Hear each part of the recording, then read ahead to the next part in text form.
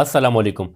د امرود په میوه کې وټامینز موجود دي، فایبر دی، منرالز دي، انټي اکسیډنټ وافر مقدار کې موجود دي کم چې د انسان صحت لپاره ډیر زیات ضروری دي. زه تاسو په دې ویډیو کې 9 قسمه د امرود فائدې ښیم چې په هغه علاماتو کې دا تاسو استعمال کوئ نو فائدہ هم درکوي، صحت به هم ملاویږي. د دوایي نه بغیر به تاسو مسلې ان شاء الله د الله په فضل باندې ختمیږي په وړو وړو مسلو کې. ویډیو تر اخره وګورئ، ډیر زیاته فائدہ ورته وشي.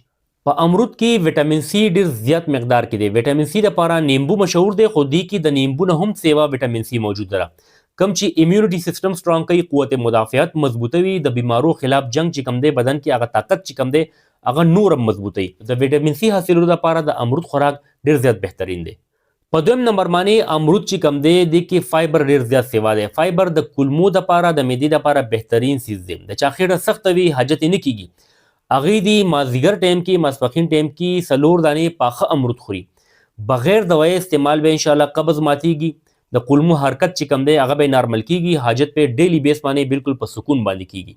نو په قبض کې په هاضمه کې د امرود خوراک ډیر زیات زبردست دی. په دریم نمبر باندې امرود کې انټي اکسیډنټ اجزا دي او پوټاشیم ډیر دی، نو دا د زړه صحت لپاره ډیر زیات بهترین دی. بلډ پریشر هم نارمل کوي او د زړه طاقت لپاره هم د امرود خوراک ډیر زیات فواید لري. په څلورم نمبر باندې د شوګر مریضان چې کم دي، ډایبیټک پیشنټ دي، هغې د امرود خوراک چې کوي په محدود مقدار کې ډیر زیات به نه خوري نو هغې شوګر دې سره کنټرول کیدی شي، انرژي لیول به هم بحال وي او شوګر به هم ورسره کنټرول وي. په امرود کې وټامین B3 وټامین B6 موجود دی کم چې د اعصابو طاقت لپاره او د یاداشت لپاره د مغزو لپاره ډیر زیات بهترین وټامین دی. چې د کوم خلکو حافظه کمزوره ده، اعصابي کمزوري ده ورته، نو هغې دې روزانه 100 دانې امرود خامخا خوري. په امرود کې وټامین سی مقدار دی نو دا د سکین لپاره ډیر زیات ضروری دی.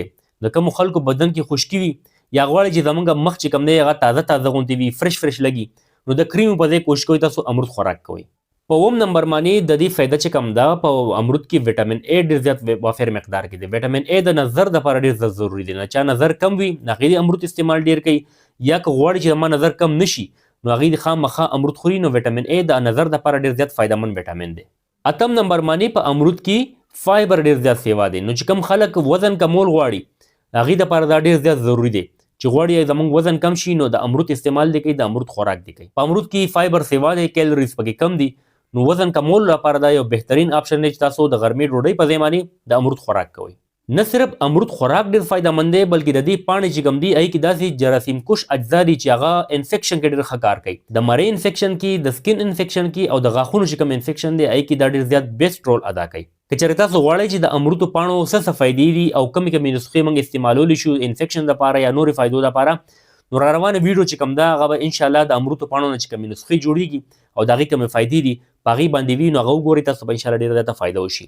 ملګرو امید دی تاسو به دا ویډیو خوښه شوي. داسې معلوماتي مستند معلوماتو باندې ویډیو کتلو لپاره زما دا چینل ډاکټر شبیر پښتو خامخا سبسکرایب کړئ، دا ویډیو خپل ملګرو سره هم شیر کړئ چې هغوی ته هم فایده ورسي. ډېره مننه، الله حافظ.